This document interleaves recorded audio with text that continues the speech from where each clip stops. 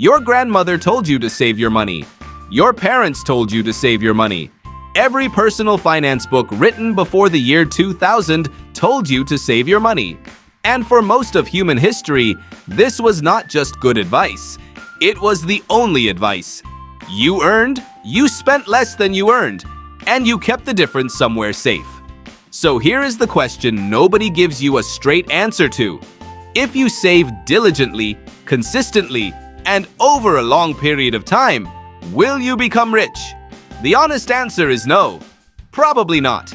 And understanding exactly why reveals something important about how wealth actually works in the modern economy. Let us start with the math. Because the math is the problem. Imagine you earn $50,000 a year. You are disciplined and you save 20%, which is $10,000 per year. That is an impressive savings rate. Most people save significantly less. Over 10 years, you have saved $100,000. Over 30 years, assuming your salary never grows, $300,000. $300,000 after 30 years of perfect discipline is not rich. It is a modest retirement contribution. And this calculation does not yet account for the most important variable, inflation. Inflation is the silent tax on savings. At 3% annually, the purchasing power of money sitting in a savings account declines every year. $10,000 today buys roughly $7,000 worth of goods in 20 years. So not only are you not building wealth through saving alone, you are actively losing purchasing power every year. Your money sits in a low-yield account. The math does not just fail to work. The math works against you. Saving preserves money. It does not grow money. And in an economy with consistent inflation, preservation is not neutral. It is slow erosion. But here is where it gets more interesting. The people who actually accumulate significant wealth do not primarily save their way there. They invest. And the distinction between saving and investing is the most important financial concept that most people understand poorly or not at all. Saving means putting money somewhere safe but earning little or no real return. A savings account. Cash. The money is there when you need it, but it is not working while it waits. Investing means putting money into assets that generate returns over time. Stocks, real estate, index funds, a business. The money is not just sitting. It is participating in economic growth, in company profits, in compounding returns. And here is the crucial difference. Compounding. When you invest and earn returns, those returns also earn returns. A $10,000 investment earning 7% annually, which is the approximate historical average real return of the global stock market, doubles roughly every 10 years. Over 30 years, that $10,000 becomes approximately $80,000 without a single additional contribution. Now imagine saving $10,000 per year and investing it at that same 7%. Over 30 years, that consistent annual investment grows to approximately $1 million. Not through luck, not through genius, through the mathematical power of compound growth applied over time. Compare that to the savings-only scenario.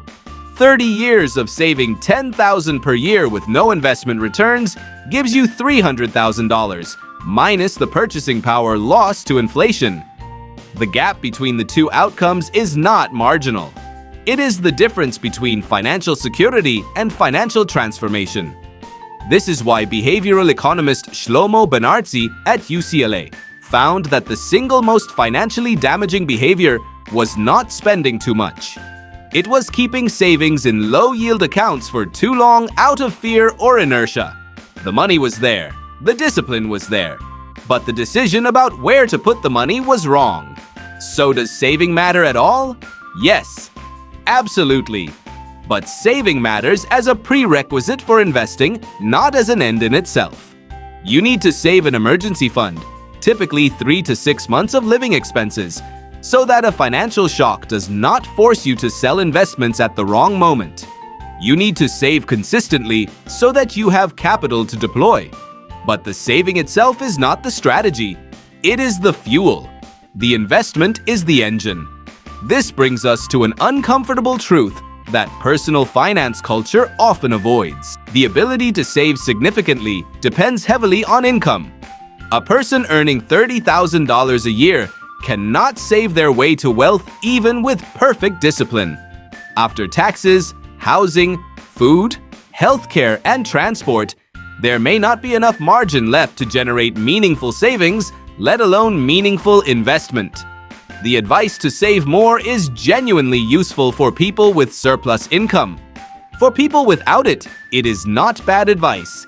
It is just insufficient advice. And this is where the conversation has to expand. Researcher Derek Hamilton at the New School has argued that individual financial behavior, including savings rate and investment choices, explains only a fraction of wealth outcomes. Structural factors, including income level, access to employer retirement plans, housing costs, healthcare costs, and intergenerational wealth transfer, explain significantly more. A person who inherits a house has a fundamentally different financial starting point than a person who does not, regardless of their savings discipline. None of this means individual choices do not matter. They do, significantly.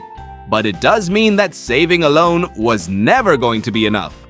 The better question is this: given your income, your expenses, and your access to investment vehicles, what is the optimal strategy for building the most wealth over time? The research answer is consistent. The most reliable path to wealth accumulation available to ordinary people in modern economies is to spend less than you earn.